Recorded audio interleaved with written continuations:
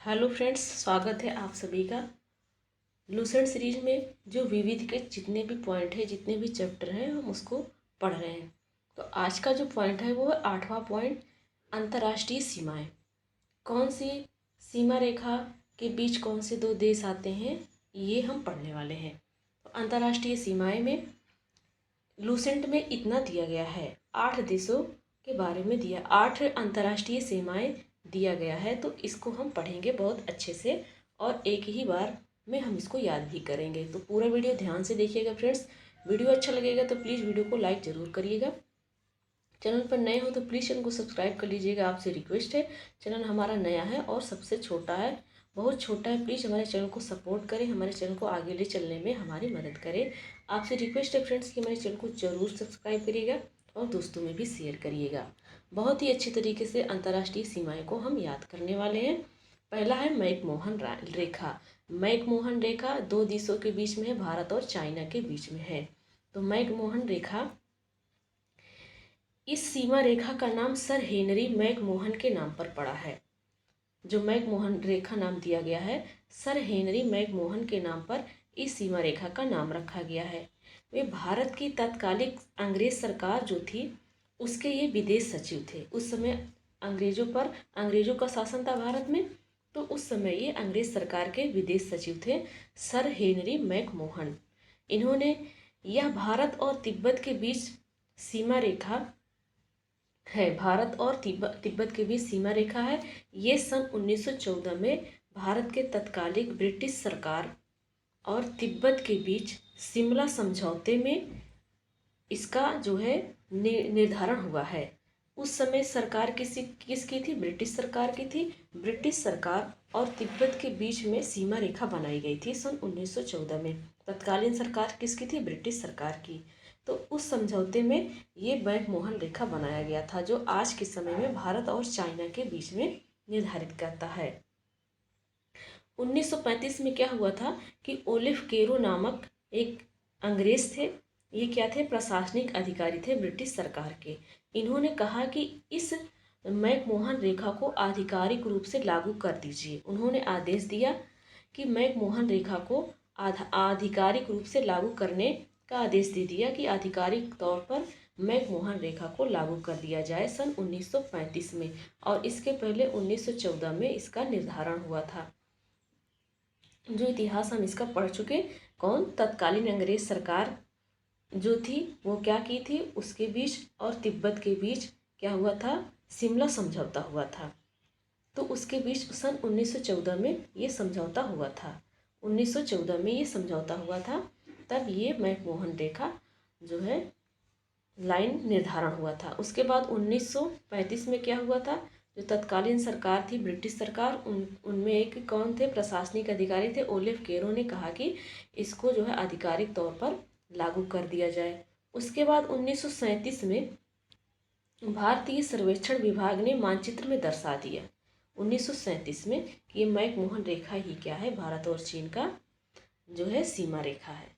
तो ये पहला हो गया हमारा, अच्छे से हम लोगों ने समझ लिया। दूसरा है रेड क्लिफ रेखा। ये भारत और पाकिस्तान के बीच में है।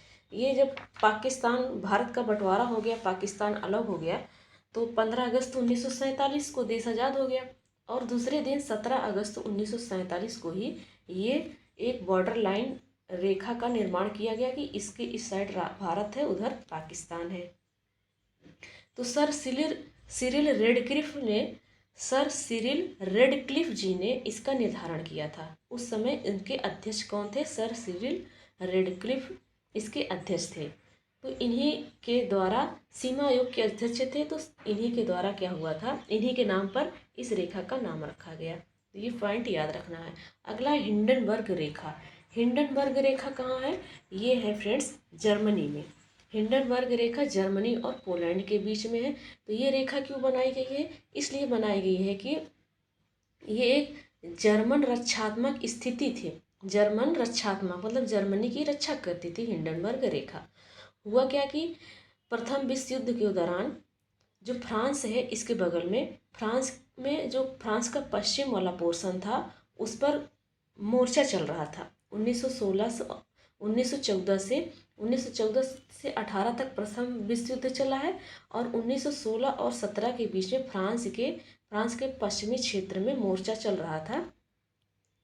तो इसके दौरान पर ये हिंडनबर्ग रेखा बनाया गया जर्मन और पोलैंड के बीच पर।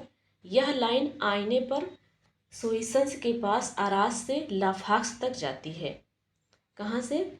आईने पर जो सोइसन्स जगह है वहाँ के पास से गुजरती है, आरास से लाफाक्स तक ये रेखा जाती है। तो ये दो देशों के बीच में है, जर्मन और पोलैंड के लिए बीच में। पश्चिमी क्षेत्र में, फ्रांस के पश्चिमी क्षेत्र पर मोर्चा हो रहा था, लेकिन हिंडनबर्ग रेखा जर्मनी और फ्रांस के बीच में नहीं, पोलैंड के बीच में है। अगला है 38वां। अब देखो जर्मनी और फ्रांस के बीच में कौन सी रेखा है, तो यहाँ हम पढ़ेंगे 5वां इसका इतिहास। अभी हम पढ़ेंगे 38वीं समानांतर रेखा। 38वीं समानांतर रेखा क्या है? एक अक्षांश का नाम है, 38वीं अक्षांश। और ये कहाँ पड़ती है? उत्तर कोरिया और दक्षिण कोरिया के बीच में पड़ता है। इसीलिए उत्तर कोरिया और दक्षिण कोरिया को अंतर्राष्ट्रीय सीमाएं दोनों को बंटवारा कौन सी लाइन करती है? 38वीं समानांतर रेखा। उसके बाद है मैगीनॉट रेखा। अब मैगीनॉट रेखा है जर्मनी और फ्रांस के बीच में। इसका क्या इतिहास है कि फ्रांस के द्वारा 1930 के दशक में जर्मनी के साथ अपनी सीमा पर बनाई गई सुरक्षा की एक श्रृंखला है। किसने बनाया था? फ्रांस ने बनाया था। किससे सुरक्षा चाहता था? जर्मन से चाहता है, जर्मनी से। कब बनाया था? 1930 में, जर्मनी से बचने के लिए। हिटलर कहाँ का था? जर्मनी का था। तो फ्रांस अपनी सुरक्षा कर रहा था जर्मनी से। तो ये इन्होंने क्या किया कि मैगीनॉट रेखा का जो है निर्माण किया, जिससे क्या होगा? आक्रमण को रोकने के लिए जो है रोका जा सकता है। आक्रमण को रोकने के लिए इस रेखा को डिजाइन किया गया। किसका? मैगीनॉट रेखा। किन दो देशों के बीच में? जर्मनी और फ्रांस के बीच में। जर्मनी और पोलैंड के बीच में कौन सी रेखा है? हिंडनबर्ग रेखा। अगला है 49वीं समानांतर रेखा, वो यूएसए एवं कनाडा में है। तो ये 49वीं समानांतर रेखा उत्तरी गोलार्ध की ये अक्षांश रेखा है 49वीं, और ये यूएसए और कनाडा के बीच में है। इसलिए यूएसए और कनाडा की अंतर्राष्ट्रीय सीमाएं क्या है, उसका नाम लिखा गया है 49वीं समानांतर रेखा। अगला है मेन रहीम रेखा, ये रूस और फिनलैंड देश के बीच में है। इसकी अच्छी स्टोरी ये है क्या कि जो फिनलैंड के करेलिया क्षेत्र है उस पर अधिकार कर लिया रूस। कौन? रूस अधिकार कर लिया, उसके कुछ हिस्सों को अधिकार कर लिया रूस। तो फिनलैंड क्या किया? 1944 में फिनलैंड ने सोवियत संघ और रूस के खिलाफ युद्ध करने लगा, युद्ध में भाग ले लिया और मेन रहीम रेखा को फिर से स्थापित कर लिया। मेन रहीम रेखा को फिर से स्थापित कर दिया। जो मेन रहीम रेखा के पास में करेलिया क्षेत्र था उसका कुछ हिस्सा रूस ले लिया था। इसके लिए 1944 में फिनलैंड ने रूस के खिलाफ युद्ध में भाग लिया और मेन रहीम रेखा को फिर से स्थापित कर दिया कि मेन रहीम रेखा के पास का जो आप क्षेत्र ले रहे हो उस क्षेत्र पर आप अधिकार ना करो। ये क्या है? मेन रहीम रेखा है, इसको आप तोड़ करके आगे ना बढ़ो, इसके उस पार ही आपको रहना है। तो मेन रहीम रेखा को फिनलैंड ने क्या किया? फिर से स्थापित कर दिया रूस से युद्ध करके। तो ये मेन रहीम रेखा किसके बीच में है? रूस और फिनलैंड के बीच में है, ये इसको याद रखिएगा। अगला है डूरंड रेखा। डूरंड पाकिस्तान और अफगानिस्तान के बीच की सीमा रेखा को कहा जाता है डूरंड रेखा। इसकी क्या कहानी है? डूरंड रेखा पाकिस्तान और अफगानिस्तान के बीच में है। इसका निर्माण हुआ था 1893 में। ये डूरंड रेखा का निर्माण कब हुआ है? 1893 में इसका निर्माण हुआ है। समझौते के द्वारा इसका निर्माण हुआ है।